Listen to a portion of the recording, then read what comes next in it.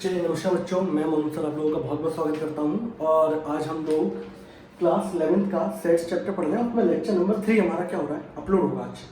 ठीक है, इससे पहले मैं 2 लेक्चर डाल चुका हूं, एक बिल्कुल इंट्रोडक्शन का, एक उसके बाद का, और अब आ रहा है लेक्चर नंबर 3। ठीक है, आप लोग देखते चलिएगा। सिंपल सिंपल एक्सरसाइज है जो आप कर सकते हैं, बिल्कुल हल्की फुल्की। आप जो मैं आपको थ्योरी पढ़ाऊंगा यहाँ पर, उसके आप अक्रॉस वो सारे क्वेश्चन कर लेंगे। ठीक है, तो देखिए कैसे करेंगे हम लोग। सिंपल मैंने लिखा बेटा इंटरवल्स। पहली बात तो ये पता होना चाहिए, कल को अगर मैं यहाँ पे लिख दूँ, मान लीजिए मैंने यहाँ पे लिखा कोई नंबर लिखा, सिंपली एक वेरिएबल है एक्स जिसकी वैल्यू लाई करती है 3 से लेकर 5 के बीच में। तो आप बोलेंगे, अब बच्चे से पूछो पर्टिकुलर एक्स की वैल्यू क्या होगी अगर वो इसकी वैल्यू 3 से लेकर 5 के बीच में लाई करती है। तो पता है बच्चे क्या बोलेगा, फटाफट बोलेगा सर एक्स इक्वल टू हो जाएगा 4, जो कि आंसर बिल्कुल क्या है, गलत। आप एक चीज देखो, नंबर लाइन पर देखो आप, ये 3 है ये 5 है, तो इनके बीच की वैल्यू होगी 4। हमें बोलो इन दोनों के बीच की वैल्यू 3.5 भी होगी। बच्चा बोलेगा 3.5 भी हो सकती है। बेटा इनके बीच का और गैप अगर आप देखो तो बहुत है। इनके बीच में इनफाइनाइट नंबर ऑफ क्या करेंगे, लाई करेंगे। तो हम लोग क्या करते हैं पर्टिकुलर यहाँ पर इनफाइनाइट नंबर लाई करेंगे, तो हम लोग क्या करते हैं पर्टिकुलर सभी नंबरों को लिख तो सकते नहीं है, इसलिए यहाँ पर जन्म हुआ किसका, इंटरवल्स का। तो इसके बाद वैल्यू होगी 3.1, 3.12, 3.19999, ऐसी कितनी होगी इनफाइनाइट वैल्यू। 5 से छोटी वैल्यू 4.999999। तो 3 और 5 के बीच में क्या होंगी, इनफाइनाइट नंबर ऑफ वैल्यूज होंगी जिनको हम लोग लिख के नहीं दिखा सकते। समझ रहे हैं? तो उसके लिए जन्म किसका हुआ, इंटरवल्स का। मैं आपको बहुत छोटी सी बात बताऊंगा बहुत जल्दी। ये आया तो हमारे यहाँ पर पर्टिकुलर 2 इंटरवल्स होते हैं, आपको बताया, एक ओपन होता है और एक होता है क्लोज्ड। ठीक है, पहली बात तो देख लेते हैं हम लोग कि अगर ऐसा दे रखा हो तो कहाँ पे क्लोज्ड ब्रैकेट लगाना है, कहाँ पे आपको क्या कहते हैं ओपन ब्रैकेट लगाना है, ओपन इंटरवल लगाना है, राउंड ब्रैकेट लगाना है, वो चीज़ें।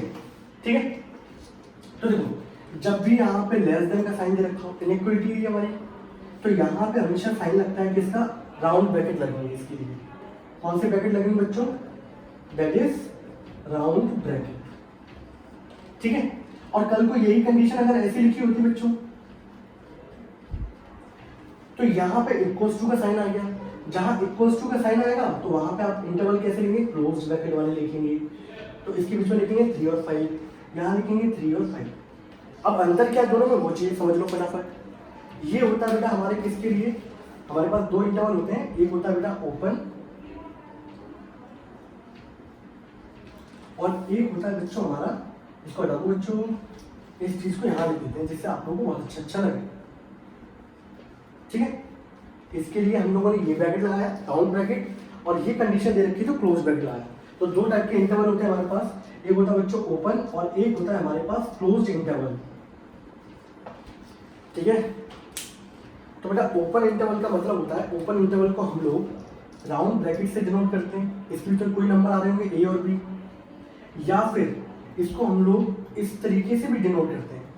क्लोज ब्रैकेट का मुंह बाहर की तरफ खोल दो, वो भी किसको डिनोट करता है, ओपन इंटरवल को ही बिलोंग करता है। बट ये आजकल की लैंग्वेज में हमारा यूज नहीं होता, ज़्यादातर 99% हम लोग यही यूज करते हैं, तो यही चलन में आ चुका है। अब इसको यूज नहीं किया जाता। पहले के एग्जाम में पूछा जाते थे, कॉम्पिटिशन एग्जाम में इंटरवल दे भी रखा होता था, बट आज की डेट में इसको यूज नहीं करते क्योंकि एक तरीके से खत्म ही हो चुका है। ठीक है, बट एक तरीका मैंने आपको बता दिया कि ऐसे भी यूज कर सकते हैं, इसको ऐसे भी डिनोट कर सकते हैं। कल को कोई गलत कर दे वो गलत नहीं होगा, वो सही है। तो ओपन इंटरवल को हम लोग राउंड ब्रैकेट या क्लोज ब्रैकेट का मुंह बाहर की तरफ खोल देंगे, तो वो भी किसको डिनोट करता है, ओपन इंटरवल को ही डिनोट करता है। ठीक है, इसको हटा देता हूं, close interval round bracket sorry close bracket. ठीक है, इसका मतलब ये होता है बच्चों, ना तो आप ए की वैल्यू पुट कर पाओगे यहां पर आप ए पुट नहीं कर सकते, यहां आप बी पुट नहीं कर सकते। एक्स की जगह आप ना तो ए रख सकते हो ना बी रख सकते हो, बट इनके बीच की सारी वैल्यू रख सकते हो। सेम यहां पर आप इसको भी पुट कर सकते हो, बी को भी पुट कर सकते हो, इनके बीच की सारी वैल्यू भी क्या कर सकते हो, पुट कर सकते हो। ओपन का समझना है, ओपन में जब भी हम लिखते हैं तो कॉर्नर जो एंड पॉइंट होते हैं उनको हम लोग पुट नहीं करते, क्लोज के अंदर एंड पॉइंट को भी पुट करते हैं। इनके बीच की वैल्यू तो दोनों में इंक्लूड होगी, बट अंतर क्या है, यहाँ एंड पॉइंट को लिया नहीं जाता, यहाँ एंड पॉइंट को लिया जाता है। और एक चीज और याद रखिएगा, infinity infinity always come in open interval। Infinity को हमेशा किसमें दिखाया जाता है? ओपन इंटरवल में। कभी ऐसा आपको ऑप्शन दिखाई दे जहाँ क्लोज ब्रैकेट लगाओ तो वो ऑप्शन गलत है। इन्फिनिटी हमेशा किस में आता है? ओपन इंटरवल में आता है। कभी देख लेना आपको माइनस इन्फिनिटी से लेकर इन्फिनिटी, ये ओपन इंटरवल लगेगा। इन्फिनिटी कभी भी दे रखा हो, इन्फिनिटी में हमेशा क्या आएगा? राउंड ब्रैकेट ही आएगा, मतलब वो वैल्यू कभी इंक्लूड हो ही नहीं सकती। ठीक है, ओपन इंटरवल समझ आया? Open interval, close interval. फिर आते हैं सेमी ओपन, सेमी क्लोज। तो आप लोग पहली बात तो इसको समझ लो, सिंपल सी बात है। मैंने यहाँ पे ये इक्वलिटी लिखी है थ्री से लेके 5। तो जहां पर आपका इक्वल्स टू ना आए तो वहां आता है राउंड ब्रैकेट। ठीक है, और जहां पे इक्वल्स टू लग जाए वहां लगता है क्लोज ब्रैकेट। अगर मान लो कल को ये ऐसा हो जाए बच्चों, यहां इक्वल्स टू आ रहा है तो इस पे लगेगा क्लोज ब्रैकेट, इस पे इक्वल्स टू नहीं आ रहा तो इस पे क्या लगेगा? Round bracket. कल को ये ऐसा हो जाए तो ये क्या होगा? 3 ओपन में आएगा क्योंकि इक्वल्स टू नहीं लगा, या इक्वल्स टू लगाए तो हम लोग क्या लगाएंगे? Close bracket.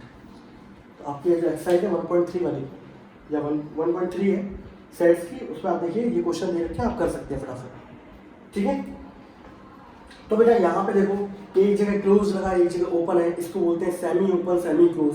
आधा खुला आधा क्या है? भरा हुआ एक तरीके से, इसी को बोलते हैं। तो जहाँ पे एक वैल्यू इंक्लूड हो रही होती है और जहाँ पे एक वैल्यू इंक्लूड नहीं होती, उसी को बोलते हैं हम लोग सेमी ओपन सेमी क्लोज्ड। तो हमारे इंटरवल कौन से होते हैं? ओपन इंटरवल और एक होता है क्लोज इंटरवल। ओपन इंटरवल को हम लोग क्या है? सिंपली राउंड ब्रैकेट, और क्लोज इंटरवल को हम लोग पर्टिकुलर क्लोज ब्रैकेट के थ्रू दिखाते हैं। क्लोज इंटरवल का मतलब क्या होता है? दोनों वैल्यू इंक्लूड होंगी, उनके बीच की वैल्यू भी इंक्लूड होगी। जबकि ओपन इंटरवल का मतलब ये होता है कि कॉर्नर वाली वैल्यू इंक्लूड नहीं होगी, बट उनके बीच की सारी वैल्यू क्या होगी? इंक्लूड होगी। हमारा फंक्शन चैप्टर जब पढ़ेंगे आप, बहुत बहुत बहुत शानदार चैप्टर है, सही है, वहाँ पे इसका बहुत यूज होता है, बहुत शानदार तरीके से। ठीक है, और इन्फिनिटी हमेशा किसमें होती है बेटा? ओपन इंटरवल में। Got it? बता दूं इसको। फिर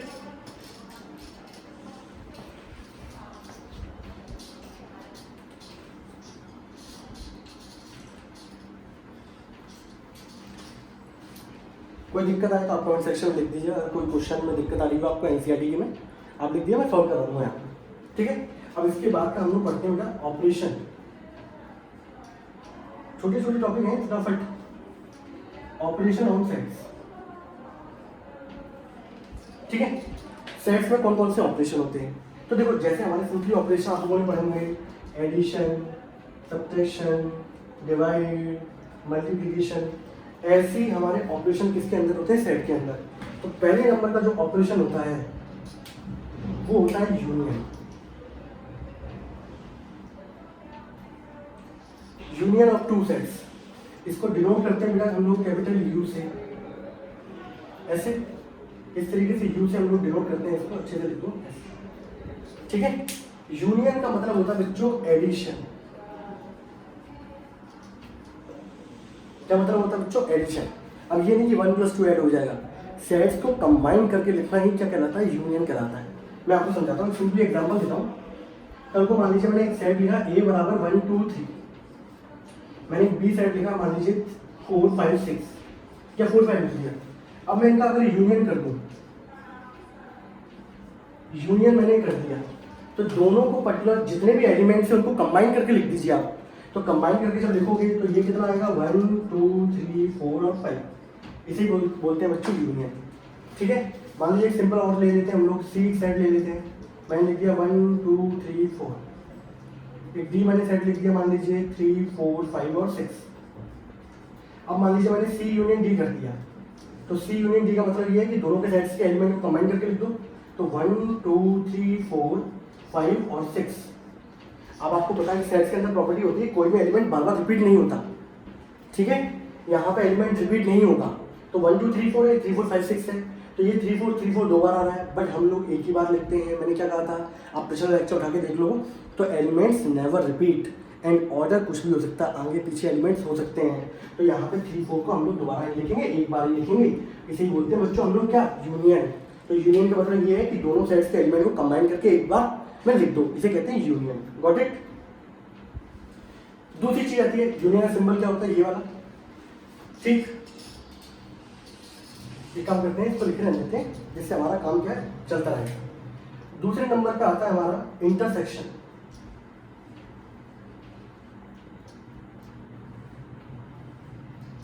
ठीक है,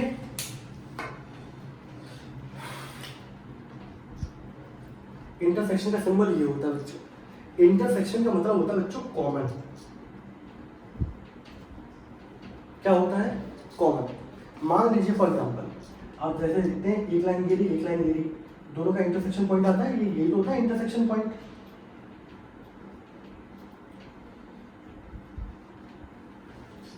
अब ये पॉइंट दोनों लाइन पे लाइन कर रहा होता है, दोनों लाइन के लिए, यानी कि पर्टिकुलर ये पॉइंट इस लाइन के लिए भी होता है, इस लाइन पे भी होता है। तो ये पॉइंट क्या होगा, कॉमन होगा दोनों लाइनों के बीच में।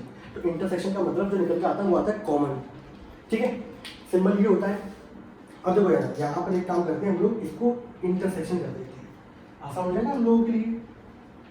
इसको हटा देते हैं, ठीक है, यहाँ से इनको भी हटा देते हैं। बोलो प्यारे बच्चों, अगर यहाँ देखिए, अब इनमें आपको ये देखना है कौन से एलिमेंट कॉमन है।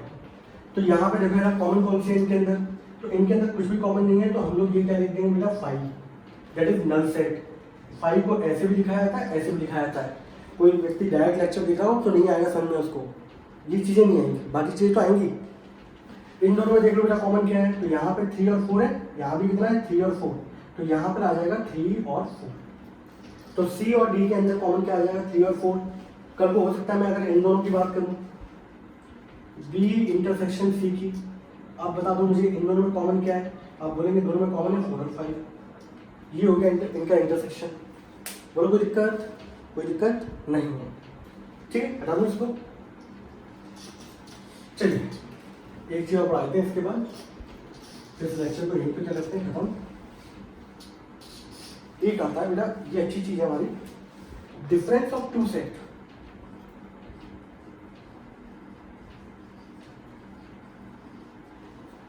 सपोज मैंने एक सेट लिखा 1 2 3 4, मैंने एक सेट लिखा b बराबर 3 4 5 6। ठीक, एक काम करते हैं 3 4 पे रोक देता हूँ। एक सेट मैंने लिखा है यहाँ पर 4 5 और 6, मान लीजिए टी सेट लिख लेते हैं 1 2 8 9। ठीक है, डिफरेंस ऑफ सेट का मतलब समझो जरा। डिफरेंस ऑफ सेट की कहानी क्या होती है, कैसे कही जाती है। डिफरेंस ऑफ सेट को लिखा जाता है a माइनस बी। मैं कल को लिख दूँ मान लो b माइनस सी, ऐसे लिख देते हम लोग a माइनस डी। तो यहाँ क्या करेंगे 1 2 3 4, a लिखा मैंने, माइनस 3 और 4 लिख दिया। एक बार में देख लिया, सब समझ में आ जाएगा।